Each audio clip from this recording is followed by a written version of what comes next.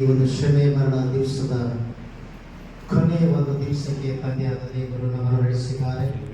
ಇವತ್ತು good Friday ಅನ್ನುವಾಗ ನಮ್ಮೆಲ್ಲರಿಗೆ ಬಹಳ ಸಂತೋಷದ ದಿನ. ಯಾಕಂದರೆ ಶುಭ ಅನ್ನುವಾಗ ಎಲ್ಲರಿಗೆ ಶುಭ ಅಂತಕ್ಕಂಥದ್ದು ಎಲ್ಲರಿಗೆ ಇಷ್ಟ. ಹಾಗಾದರೆ ಈ ಒಂದು 2025ನೇ ವರ್ಷದ ಗುಡ್ ಫ್ರೈಡೆಗೆ ದೇವರು ನಮ್ಮನ್ನು ನಿಮ್ಮನ್ನ ಜೀವಿತ ಸಂಖ್ಯೆಲಿಟ್ಟಿದ್ದಕ್ಕಾಗಿ ಮೊಟ್ಟ ಮೊದಲನೇದಾಗಿ ತಂದೆಯ ದೇವರಿಗೆ ವಂದಿಸ್ತೇನೆ. ಮತ್ತು ಎರಡನೇದಾಗಿ ಶೆಟ್ವಲ್ ಮೆಥಡಿಸ್ಟ್ ಚರ್ಚ್ ಶಾಗಂಜ್ನ ಸಭಾಪಾಲಕರಿಗೂ ಸಭಾಪಾಲನಾ ಸಮಿತಿಯವರಿಗೂ ಮತ್ತು ಎಲ್ಲ ಲೇಮೆನ್ಸ್ ಡೆಲಿಗೇಟ್ಸ್ ಮತ್ತು ಸೇರಿ ಬಂದಿರುವಂಥ ಸಭೆ ಎಲ್ಲ ಹಿರಿಯರಿಗೂ ಎಲ್ಲ ಸಹೋದರ ಸಹೋದರಿಗೂ ಯೇಸುವಿನ ನಾಮದಲ್ಲಿ ನನ್ನ ಪರವಾಗಿ ನಮ್ಮ ಕುಟುಂಬ ಪರವಾಗಿ ತಮ್ಮೆಲ್ಲರಿಗೆ ಹೃದಯಪೂರ್ವಕ ಜೈ ಕ್ರಿಸ್ತ ತಿಳಿಸ್ತೇನೆ. ಎಲ್ಲರಿಗೆ ಜೈ ಕ್ರಿಸ್ತ. ಈ ಸಂದರ್ಭದಲ್ಲಿ ಮೊದಲನೇ ವಾಕ್ಯವನ್ನು ನೀವು ಎಲ್ಲರಿಗೂ ಕೇಳಿದ್ದೀರಿ. ಯಾವ ವಾಕ್ಯ ಇತ್ತು? ತಂದೆಯೇ ಅವರಂದ್ರೆ ಯಾರು? ಅವರಂದ್ರೆ ಯಾರು? ಈಗ ಅದು ನಾವು ಉಲ್ಟಾ ಹೇಳ್ಕೋಬೇಕು. ತಂದೆಯೇ ನಮ್ಮನ್ನ ಕ್ಷಮಿಸಿ ಎಂಬುದಾಗಿ ಹೇಳ್ಕೊಳ್ಬೇಕು ಈ ಹೊತ್ತಿನ ದಿವಸ. ಯಾಕಂದ್ರೆ ಅವರಂದ್ರೆ ಯಾರು ಗೊತ್ತಿಲ್ಲ. ಆರು ಅನ್ನೋಂಥ ಪದ ನಾವು ಉಪಯೋಗಿಸ್ಕೊಳ್ಬಾರ್ದು. ಅದು ನನ್ನನ್ನು ನಾನು ಉಪಯೋಗಿಸ್ಕೊಳ್ಬೇಕು. ತಂದೆಯೇ ನಾನೇನ್ ಮಾಡ್ತೇನೋ ನನಗೆ ಗೊತ್ತಿಲ್ಲ, ಆದ್ದರಿಂದ ನನ್ನನ್ನು ಕ್ಷಮಿಸಿ ಎಂಬುದಾಗಿ ಇವತ್ತು ನಾವು ಹೇಳಿಕೊಂಡು ಎರಡನೇ ವಚನಕ್ಕೆ ಹೋಗೋಣ. ನಾನೇಕೆ ಪರದೇಸಿ, ನಾನೇಕೆ ಪರದೇಸಿ. ಎರಡನೇ ಮಾತು ಶಿಬಿರದ ಮೇಲೆ ಆಡಿದಂತ ದೇವರು ಎರಡನೇ ಮಾತು. ಈಗಾಗಲೇ ಲೂಕನ್ ಬರೆದ ಸುವಾರ್ತೆ 23ನೇ ಅಧ್ಯಾಯದ ಎಷ್ಟನೇ ಮಾತಿದೆ? ಎಷ್ಟನೇ ವಚನದಲ್ಲಿ? 41ರಲ್ಲಿ.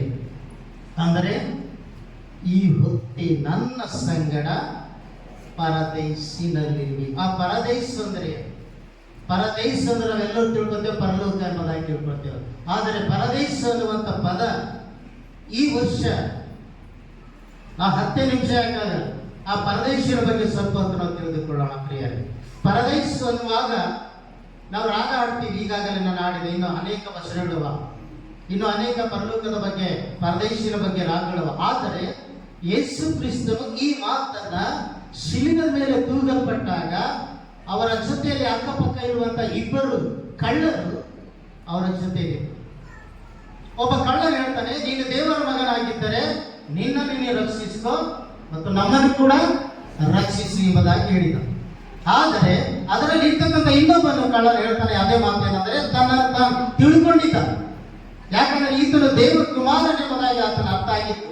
ಆದ್ದರಿಂದ ಏನು ನೀನು ಈ ಒಂದು ಮರಣ ದಂಡನೆಯಲ್ಲಿ ಇದ್ದಾಗಿಲೂ ದೇವರಿಗೆ ಹೆದರುವುದಿಲ್ವೋ ಅಂದಾಗ ದೇವರು ತನ್ನನ್ನು ತಾನು ಕಳ್ಳನ ಹೃದಯಾಂತರಾಳವನ್ನು ತಿಳಿದುಕೊಂಡ.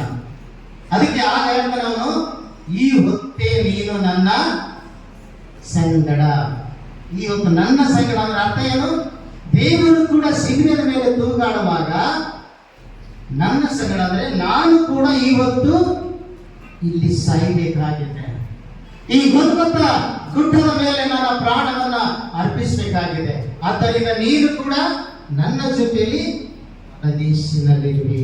ಪರದೇಶ ಅನ್ನುವಾಗ ಇಬ್ರಿಯ ಭಾಷೆಯಲ್ಲಿ ಇದಕ್ಕೆ ಇಬ್ರಿಯ ಭಾಷೆಯಿಂದ ಬಂದಂತ ಪದವಾಗಿದೆ.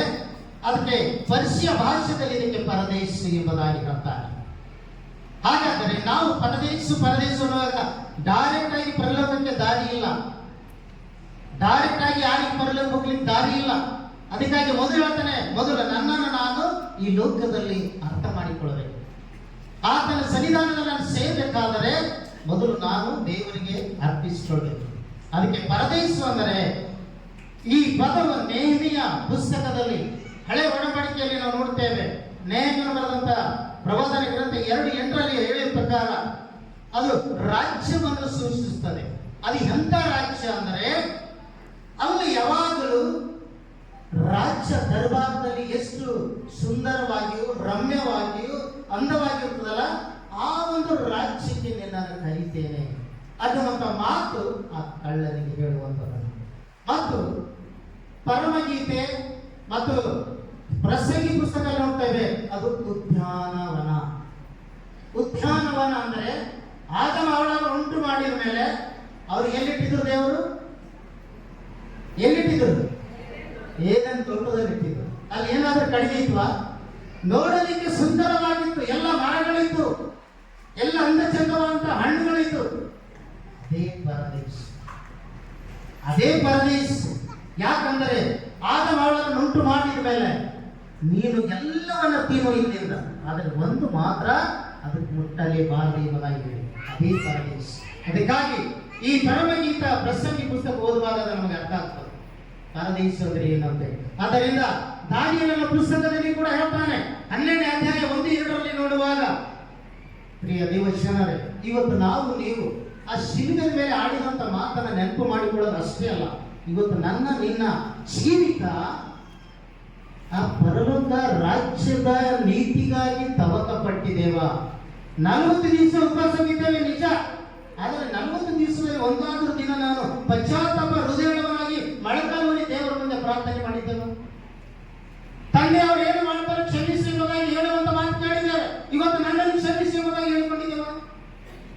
ನನ್ನ ಹೃದಯ ಅಂತರಾಳದಲ್ಲಿ ಅದನ್ನು ತಿಳ್ಕೊಳ್ಬೇಕು. ಮೊದಲಿಂದ ಬೈಬಲ್ ಬಿಚ್ಚಬೇಕು, ದೇವರ ವಾಕ್ಯ ಬಿಚ್ಚಬೇಕು. ಬಿಚ್ಚಿದಾಗ ಮಾತ್ರ ಅದರ ಅರ್ಥ ನಮಗೆ ಗೊತ್ತಾಗ್ತದೆ, ಇಲ್ಲದಂದ್ರೆ ಇಲ್ಲ ಪ್ರಿಯ. ಆದ್ದರಿಂದ ಯೆಶಾಯನ ಪ್ರವಾದನ ಗ್ರಂಥದಲ್ಲಿ ನಾವು ನೋಡ್ತೇವೆ 26ನೇ ಅಧ್ಯಾಯ 19ರಲ್ಲಿ, ಮೃತರಾದ ನನ್ನ ಜನರು ಬದುಕುವರು ಎಲ್ಲಿ? ಆ ರಾಜ್ಯದಲ್ಲಿ, ಪರದೇಶದಲ್ಲಿ. ಆದಮ ಅವಳು ತಪ್ಪು ಮಾಡಿದಾಗ ತೋಟದಿಂದ ಹೊರಗೆ ಹಾಕಿದರು. ಯಾಕೆ? ನೀನು ಕ್ಷಮಾಪಣೆ ತಿಳ್ಕೊಂಡು ಮಾತಾಡ